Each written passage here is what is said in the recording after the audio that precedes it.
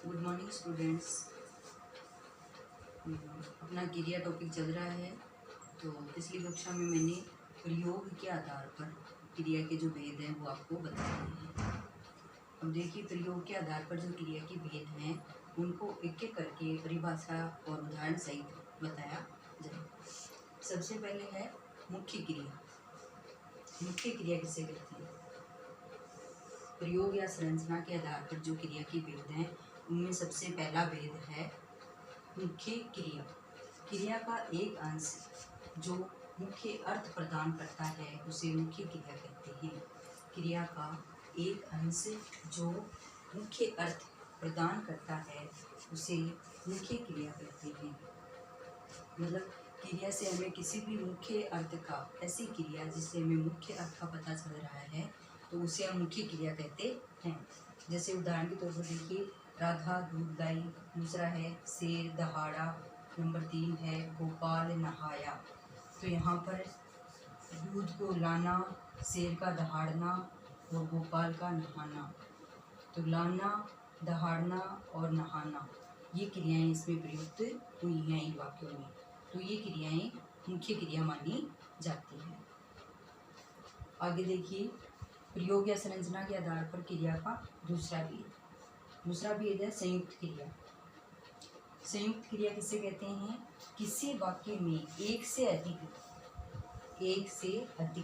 किसी वाक्य में एक से अधिक क्रियाएं हो तो उसे संयुक्त क्रिया कहा जाता है। अगर किसी भी वाक्य में एक से अधिक क्रिया का प्रयोग हो रहा है तो उसे हम संयुक्त क्रिया कहेंगे। जैसे उदाहरण स्वरूप देखिए, सबसे पहला उदाहरण है माताजी कार्यालय से लौट आई। माताजी कार्यालय से लौट आई, तो यहाँ दो क्रियाओं का प्रयोग हो रहा है। ऐसे ही दूसरा वाक्य है कविता आ गई। इसमें भी आना और गई ये दो क्रियाएं हैं। तीसरा वाक्य है घंटी बज गई। घंटी बज गई, तो बजना और गई ये दो क्रियाएं हैं। तो इन तीनों वाक्यों में एक से अधिक क्रियाएं आ रही हैं, तो इन तीनों को हम संयुक्त क्रिया के उदाहरण बता सकते हैं। अब देखिए इसमें क्या है, इन वाक्यों में एक से अधिक क्रियाएं प्रयोग की गई हैं। इन तीनों वाक्यों में एक से अधिक क्रियाएं आ रही हैं, दो क्रियाएं आ रही हैं इनमें। यहाँ पहला वाक्य जो है, प्रथम वाक्य, उसमें लौट तथा आई। लौट का क्रिया होती है लौटना और आई का आना, ये दोनों क्रियाएं हैं।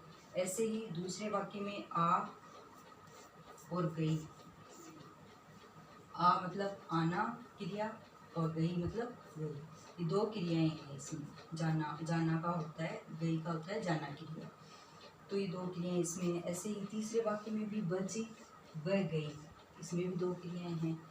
तो अतः इन उदाहरणों के अनुसार हम ये समझ सकते हैं कि अगर किसी वाक्य में एक से अधिक क्रियाएं आ रही हैं तो हम इसे संयुक्त क्रिया कह सकते हैं। तो ये है संयुक्त क्रिया। अब देखिए इसके बारे में एक और विशेष बात कि जिन वाक्यों में संयुक्त क्रियाएं होती हैं उनमें पहली क्रिया, जैसे किसी वाक्य में संयुक्त क्रिया है, एक उदाहरण के रूप में ये पहला वाक्य देख लीजिए, माताजी कार्यालय से लौट आई। इसमें संयुक्त क्रिया है, तो इसमें पहली क्रिया मुख्य क्रिया मानी जाती है और पहली क्रिया को मुख्य क्रिया माना जाता है, और शेष जो क्रियाएं होती हैं वो मुख्य क्रिया की सहायक क्रिया मानी जाती है। मुख्य क्रिया की सहायक क्रिया, सहायक मतलब उसका सहयोग करने वाली क्रियाएं मानी जाती है। सबसे पहले देखिए, यहाँ जैसे माताजी ने लौटने का काम किया है तो इसकी सहायक क्रिया है आई। तो इसमें मुख्य क्रिया होगी लौटना और सहायक क्रिया होगी आई या आना, लौट आई। तो इस वाक्य से हम ये समझ सकते हैं कि इसमें मुख्य क्रिया तो है लौटना और आना है इसकी सहायक क्रिया। तो ये भी इस संयुक्त क्रिया में एक विशेष बात है समझने के लिए कि अगर इसमें दो क्रियाओं का प्रयोग हो रहा है तो जो पहली क्रिया होती है उसे हम मुख्य क्रिया मानते हैं, और उसके बाद में जो दूसरी क्रिया आती है उसे हम सहायक क्रिया कह सकते हैं। तो मुख्य क्रिया के साथ आने वाली अन्य क्रियाओं को रंजक क्रिया भी कहा जाता है। सहायक क्रिया या उसके साथ जो मुख्य क्रिया के साथ जो अन्य क्रियाएं आती हैं उन्हें हम रंजक क्रिया भी कह सकते हैं।